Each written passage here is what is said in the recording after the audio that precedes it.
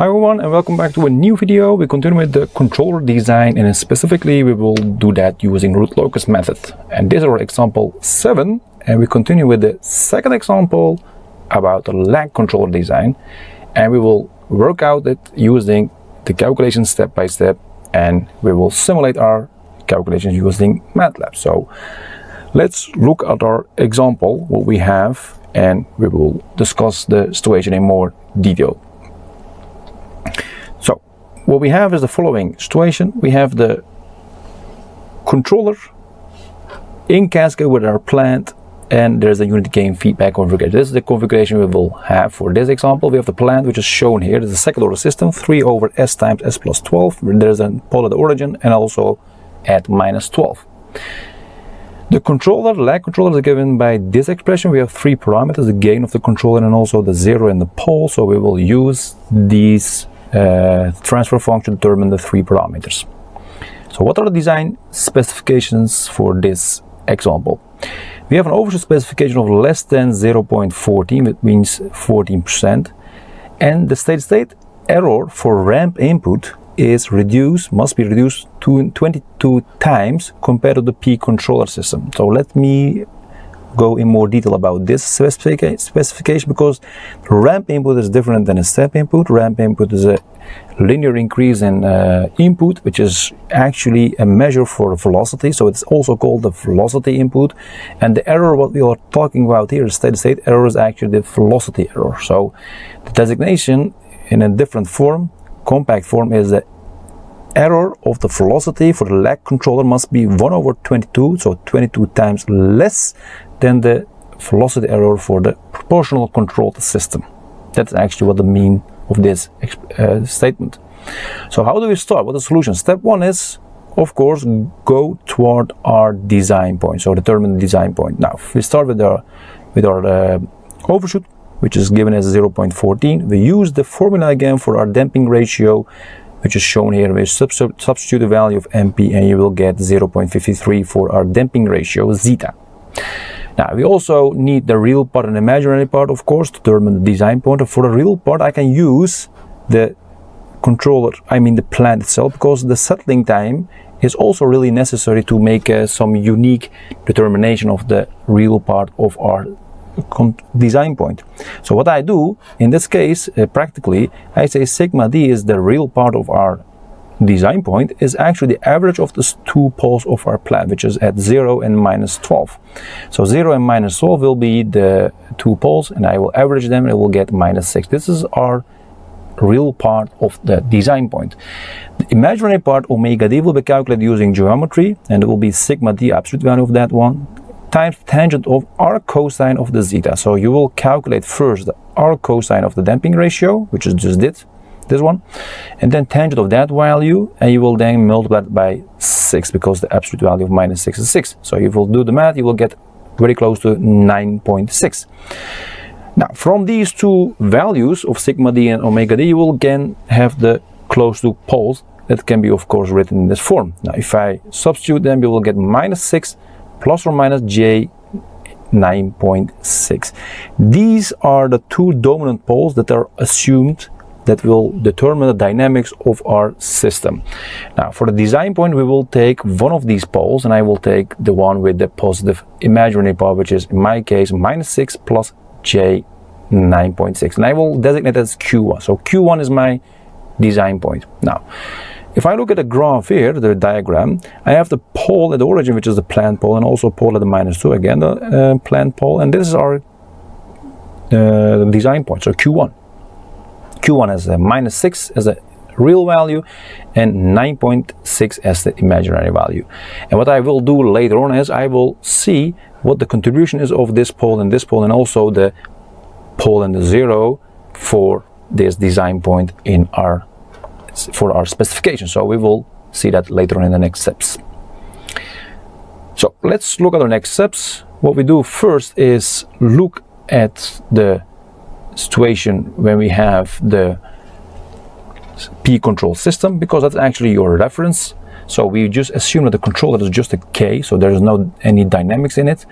The root locus equation is then given by 1 plus the loop transfer function, which is then here, of course, the controller times the plant, but the controller is just a k and the plant is already given, so you can rewrite it down in this simplified form.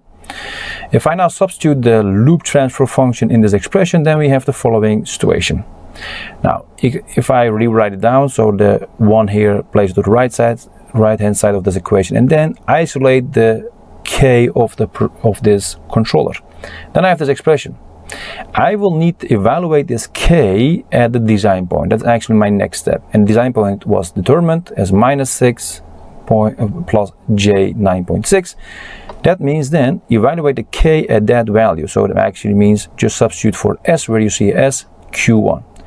Now if I do that in more detail, I will have this. And if I now want to calculate this in more detail, this will be of course I will be of course +6, there's a typo here. So if you calculate then the magnitude of this one, you will take just the magnitude of this expression. So what will happen is you will have the magnitude of this one, that's actually the square root of the real part squared plus the imaginary part squared, and you will have this expression. If you do the math here for yourself, you will get, and this is the correct one of course, it's a 6, here's the -6, must be 6, and also here must be a 6. You will get very close to 42.7 for the controller k. So the gain is for the proportional controller must be 42.7 in order to satisfy the specification for overshoot and also the state error. So that's actually what we have here. So let's look at the velocity error of the P control system, and which is given by this EV, Pro. So this is the equation for the velocity error, and if I now want to calculate the position, I mean the velocity error constant, which is then given by this expression. We have done this in the previous videos, and we have seen that the limit was then actually only for the loop transfer function. Now we have now here added a s, that is due to the velocity error constant. If you have a acceleration error constant, then you need to add s squared here. So that's actually how that works. Now if you do the math here, you just substitute the loop transfer function, and you can see that the s and the s here can be actually divided out.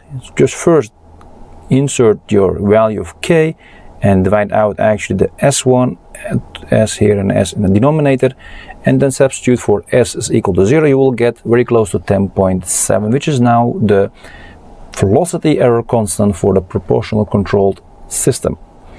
So what is then the error? The error will be then 1 over that value will be 0.094. That is actually what we have here. This is then the velocity error for the P control system. Now if the input, what does it mean actually? If the input of the system is a unit ramp, which is then a linear rising input, which is t times the unit step, then the value of the unit rate response, so which is the output, will be this. So there is an output at some time, which is the input minus the error. So the error is actually output minus the input, which is actually in a similar form. But I really need to determine that at a specific point, because it is really changing. So this is not a constant value. So what I want is I take a specific value, so say at 2 seconds, maybe 10 seconds, doesn't matter. It really depends of course on your speed of your system. So let's, for the example, select 2 seconds. That means actually this signal is at 2, also at 2 seconds it will be a 2 because it's a unit ramp. So that means actually the following: at time 1 I check my output, and I will of course determine the value of my input at that time 1, and of course the error stays the same. So that means the following: I have, this is just the value of the at time 1, I'm time 2, so it is at 2 seconds. So if I do the math here, you will see that 2 minus this value, which is at 2 of course, will be 1.906.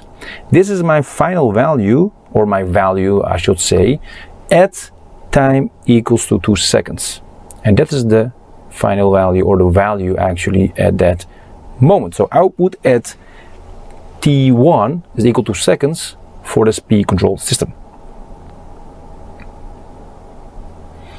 So let's look at the lag control system. So step 3 is lag control design, lag controller design. So the velocity error for the lag controller, the similar form is given here, and we will first calculate the velocity error constant, again using the similar form, but we need to of course reduce it by 22 times compared to the P control system. That means the following: the error of the lag divided by the error of the proportional controlled system must be 1 over 22. If you just substitute the values for this formula, I will have the 1 over kV lag divided by 1 over kV of pro must be 1 over 22. Now if you rewrite this, you will get kV of lag divided by the kV of pro must be 22. So if I now look at the expression, that means the velocity error constant of the lag control system must be 22 times larger than the velocity error constant of the proportional control system. That is the conclusion what we have here. So the lag controller 0 and the lag controller pole ratio will determine the specification here. So if I have the ratio of the velocity error constants, I can say that is equal to the lag controller 0 and the lag controller pole ratio. That means the ratio between these two must be 22. So I have then the following expression: Z lag, which is the 0 of the lag controller, must be 22 times larger than the pole of the lag controller.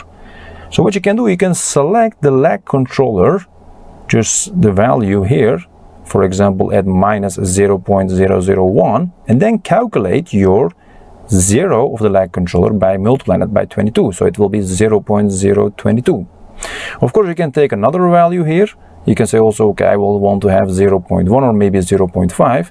But the thing is, the idea is that the pole and the 0 of the lag controller must stay close to each other, such that the phase contribution of your lag controller only is very small. So if you, of course, make this 1, that's possible, then the lag controller 0 must be at 22, then the negative phase contribution will be a lot, and then your system will be maybe unstable, maybe also not be approximated by the dominant poles we have assumed initially. So that is really the way to analyze this, by making actually the distance between the lag pole and the lag 0 not too far. So if you assume that and use that idea, it will be and it will shorten your design cycle. So that means the following then: I can say, since the controller was designed already for the proportional controller, so I keep that also for my lag controller, and also have now the 0.022 for my 0, and the lag controller pole was chosen, I have now the necessary data for my controller. And this is now the initially designed lag controller for this system. Now, this is the plot what I have. So this minus 12 for the open loop system and then 0 for the open loop system. These two poles we already knew. This is our design point, Q1.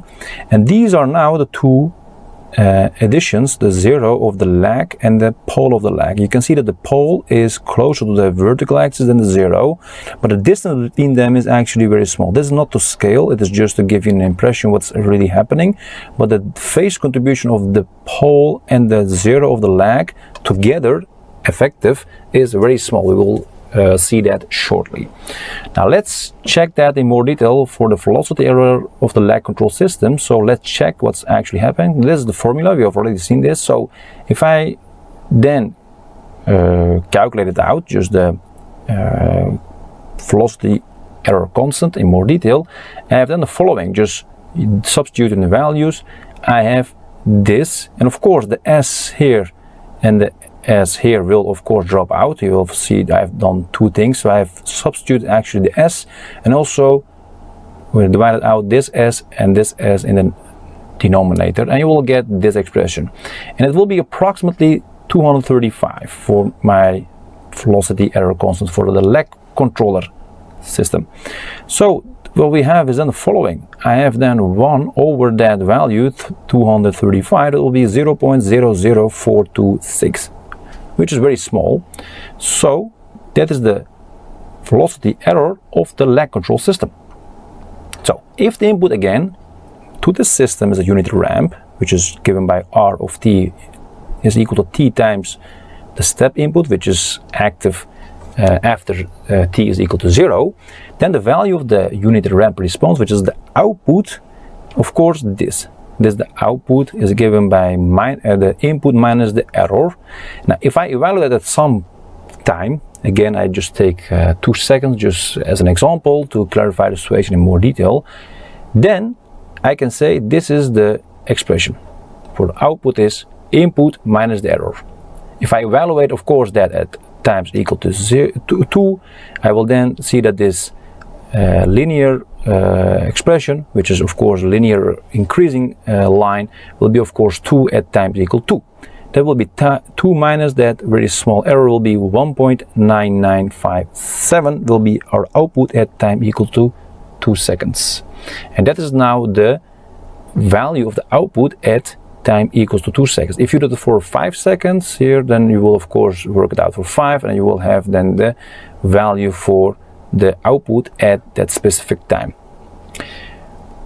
Okay, let's continue with the analysis of the lag controller to check our phases, etc. So the phase contribution of the lag controller is also very important. This is the control we have determined, and we need to of course check the angle criterion, because we haven't done that and we just assumed that the phase contribution of the lag controller was very small. So this is the diagram again in more detail and a little bit larger.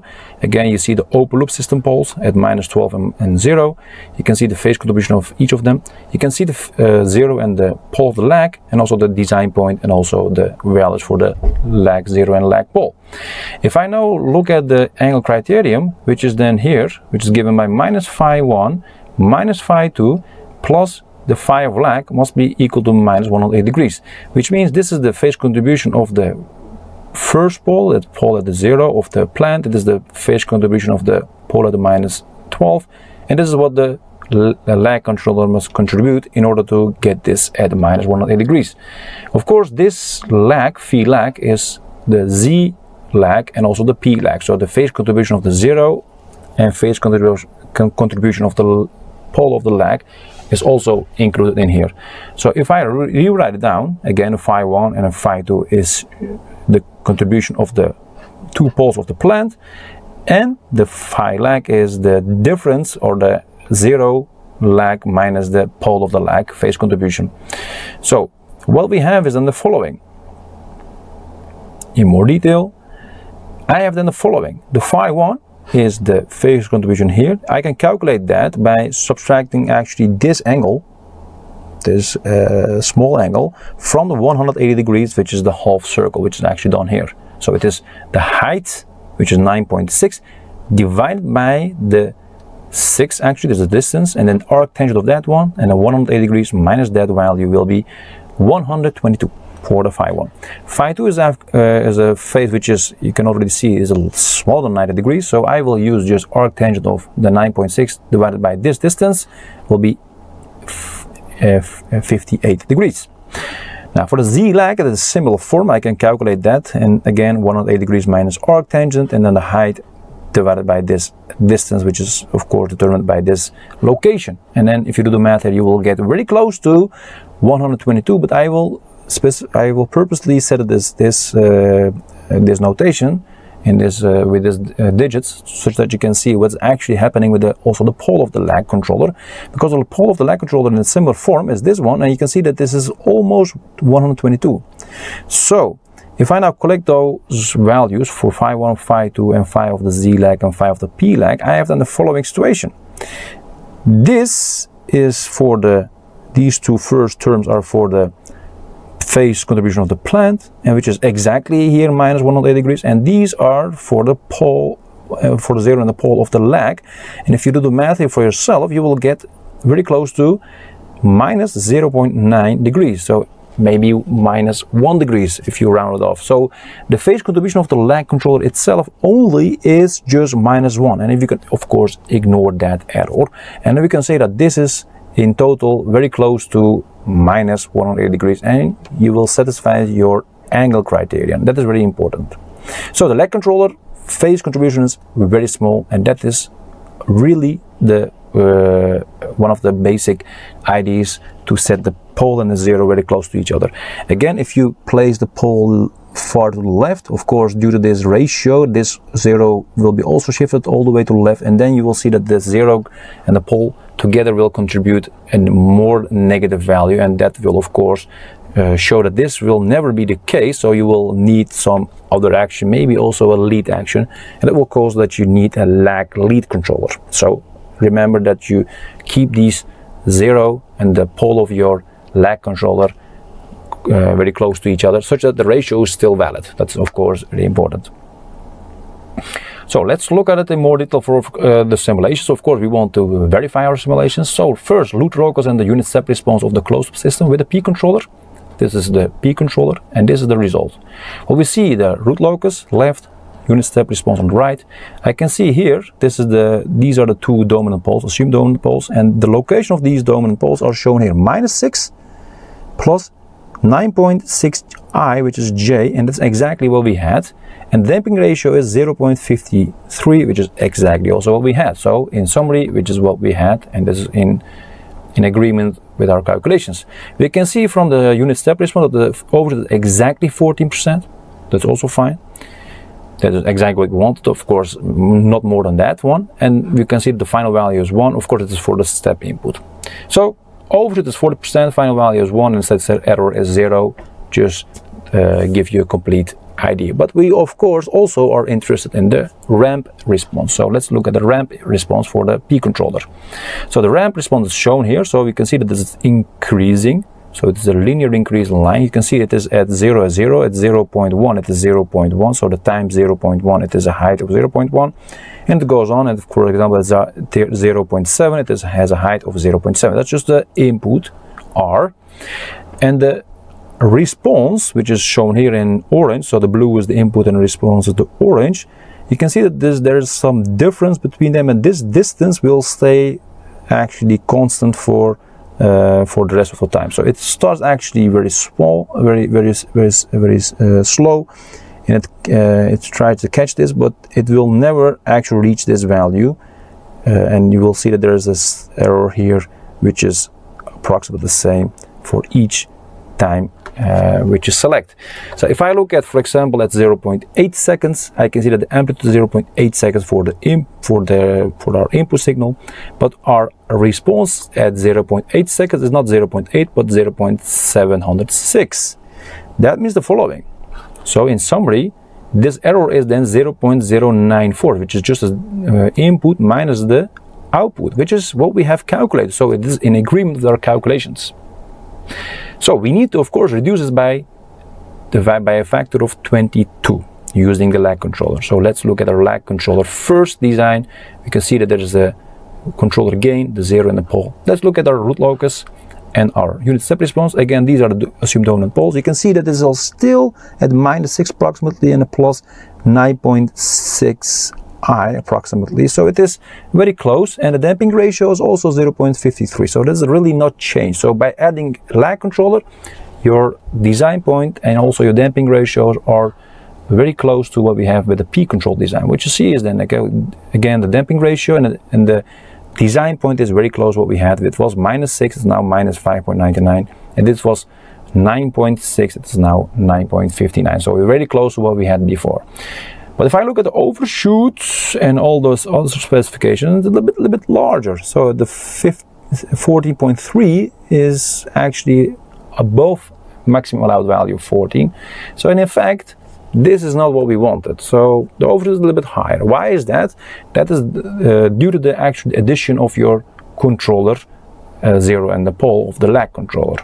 The final value is still 1, so the state error is actually still 0, but the overshoot is a little bit larger than the 40%. It's not that much. It's not a huge increase in the overshoot, but it is a little bit larger. So we will see later on what we can do to fine-tune this. We will also check the ramp response of this lag controller. So let's look at it also in more detail. So the unit ramp response of this lag controller. All we see is the following. I can see that the 0.6 8 again at the same time slot, I see that there's an amplitude this one, but I can see that it's not really improved. It's 0.717. So what's going on here? Because I made a huge improvement by lag, but this was in the P controller design. It was 0.706 and it is now 0.717. So all the work for the lag controller just for the very small increase in the output. That's not really the way to go. So what's really happening? So this is not what we wanted. So what's actually happened is then the error is a little bit decreased. But is this correct? This is not correct. Why? Because you really need to check the actual error a little bit later. So you will need to make sure that the system is settled. So you need to give him more time. So I have just only waited for 0.8 seconds. That can be done by the P control design, but for the lag control design, it really depends on of course, your location of your pole and 0. But if you have them, of course, very close to the origin, it will take some time to settle. So I have then plotted the time scale is actually too small here, so we need to replot this or redraw this. So I made another plot and then extend the time scale, and I've just zoomed in at around 400 seconds. What you see is then again 400 is just 400 for the input. That's just actually the linear equation. But for my lag, and I can also see that it says 400 because that's just the inaccuracy in the MATLAB. But if I look here, so these are the two labels. If I look at the label here, it is around here. And if I look closely, I've done this very closely. This is on 399.9957. So in summary, I say at time t equals to 400, I have for the unit ramp just 400. For my output, it is 399.9957. Now, if I do the math here, just work out input minus the output, I have an error of 0.0043, and this is very close to what we had for our lag control system. For this one was 0.00427, which is very close to what we have calculated. So the simulation and the calculations are very close to each other. But the problem with this design is still the problem is that the overshoot is a little bit larger than maximum allowed 14%. We will see later on what we can do with that one. So the proportional controller error was this one. The lag controller error is now this, and if I now look at the ratio between those two, it is 21.9. So it's really close to 22, which is what we needed for our design. Now I have a little bit tuned the lag controller by actually looking at the lag controller gain, and also the 0 is now 10 times farther away from the vertical axis. So I have placed it at 0.01 instead of 0.001. That means the 0 will also shift 10 times to the left. So it is exact same ratio, but it is a little bit left. And the distance between them is also a little bit larger. So I will assume that there is a more negative phase contribution. And I also changed the lag controller gain, just doing by tuning. So I have actually made two changes. The distance between them has changed, and also the location, and also the gain. So I have made actually three changes.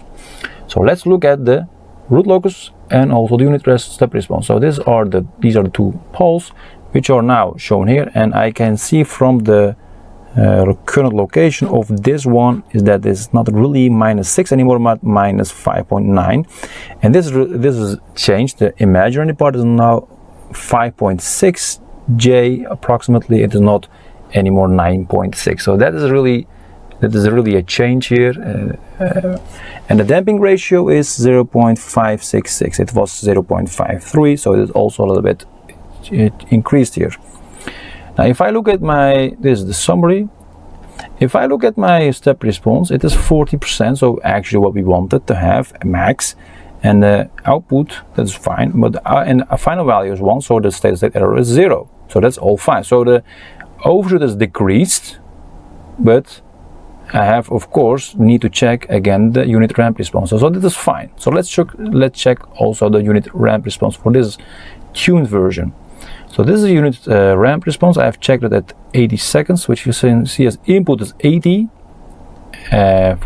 because it's at 80 seconds, and I can see that the output, which is this one, at 80 is still 80, it says, but that is not correct, of course, because I need to check that in more detail. So I have done also again labeling, and I can see that this is very close to 79.995. so this is the output value of my system for at 80 seconds. So if I do the math here, you will get input minus the output. You will have 0.005 as the error. So the proportional controlled system has a velocity error of 0.094, and this lag control system has 0.005. And if you now calculate the ratio, it will be approximately 19.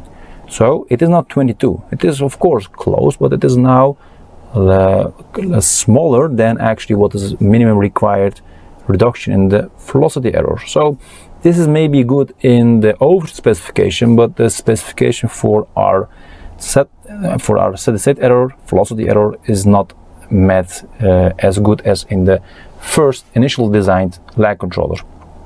So what can we do about this? Maybe we can do another tuning.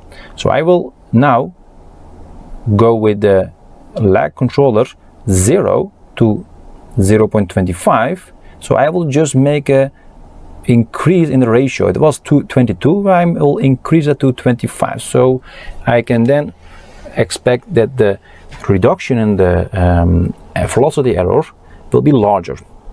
And I'll also adjust the controller gain from 42.7, which was initially, to 36. So this is actually what I have.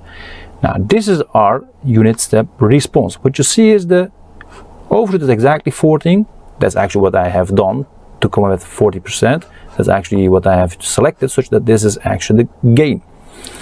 And I also see that this is fine, of course, and also see that the final value is 1. So this is the controller, and I can see that the final value is 1, so this error is 0, and overshoot is 40%. That's nice, but we need to check the unit ramp response. So let's check the unit ramp response.